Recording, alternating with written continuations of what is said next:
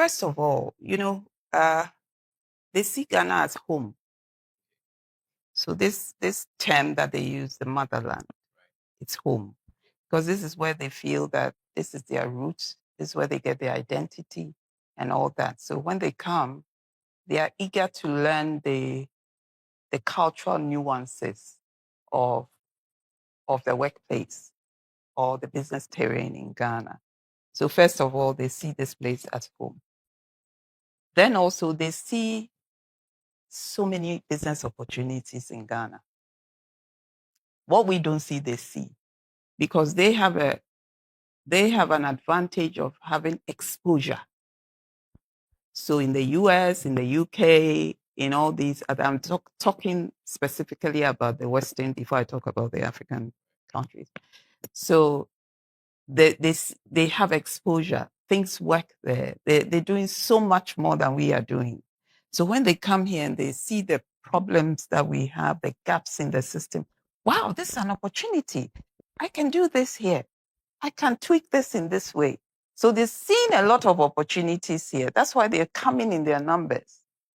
Because what we think are problems, behind every problem is a solution. And as an entrepreneurial, if you have an entrepreneurial mindset, you don't see the problem, you see the solution.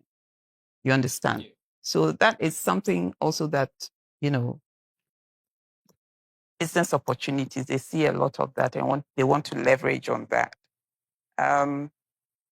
They see challenges too, especially with the infrastructure. Okay, so they are not used to power outages. You are there, no, like power is off, water. You go to certain places, water hasn't run for a long time. You have to invest in, tanks and all that. Road networks, logistic problems. They see all these things. And sometimes, if they don't have experienced people to mentor them, and there are always ways to overcome these things. There are always ways to plan for these things. But if they don't come into contact with the right kind of people in business to mentor them and let them know that, yes, there are challenges exist, but these are the ways that then they get frustrated, And these two in business, it adds to your operational cost, because now you have to look for whether it's solar inverters or you have to look for,